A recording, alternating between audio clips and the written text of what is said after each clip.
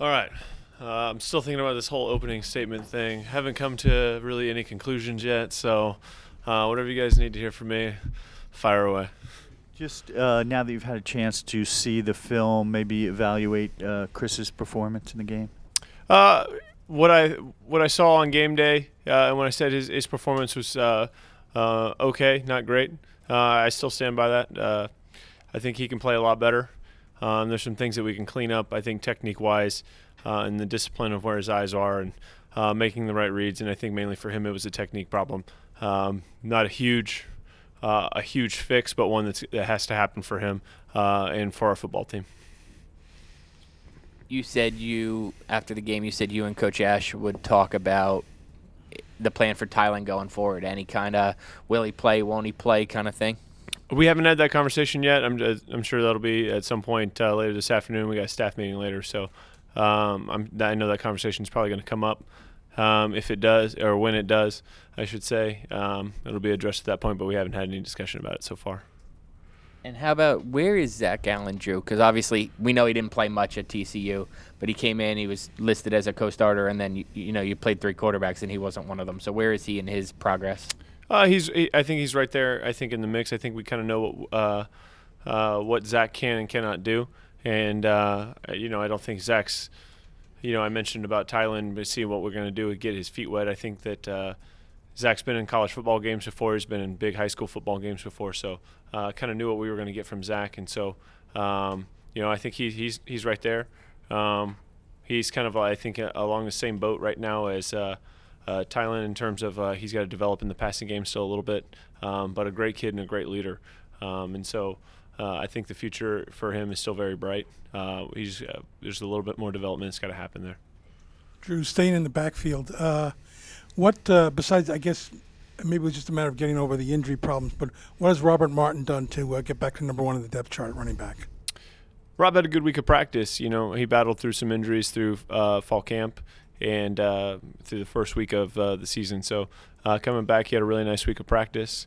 Practiced hard, ran the ball really well for us, had good vision coming out of the backfield. So putting him into that spot, was not an easy choice because the other guys have been playing well. You look at Josh Hicks. Josh Hicks had a nice performance as well, I thought, during the game. And so all three of those guys have done a nice job, and I think we'll continue to rotate through and get carries. Rob just had a good week of practice, I thought. Coach, getting back to Zach Allen, at TCU they moved him to receiver. If he was not in the mix later in the year, is that a possibility that you guys might consider as well? As of right now, no. I don't know what the circumstance behind him moving to receiver. You look at some of the guys that they had at TCU. Kind of also find that a little bit surprising, but I think that's probably more attributed to the fact that Zach wants to play and is a competitor in everything that he does. So if you went back and asked him, it was because he was like, well, if Trayvon Boykin's going to be here, what can I do to get on the field? He did everything. He was their holder even last year. So for him, I don't think it's a possibility so much that he's going to move to wideout anytime soon. I think it's for him. It's just a matter of development.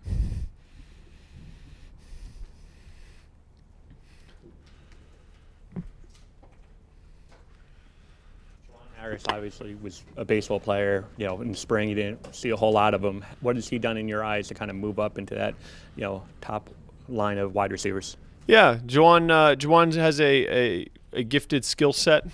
He's got speed on him. He's got a natural understanding for how the game of football works, operates, how spacing goes in the game, in the passing game. He's had a really good fall camp, better than I thought that he would, especially not having all of the spring ball reps that some of these other guys did. But he's got good speed on him and good hands, and I think a natural understanding. He's a smart kid for the most part and gets what we're trying to get done. So I think he's a very, very valuable asset for us and one that I think warrants more touches of the ball.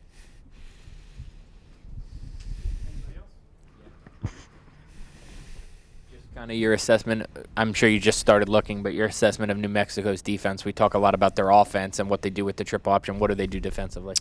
Defensively, they play a couple different fronts. They want to be a little bit more exotic than most defenses.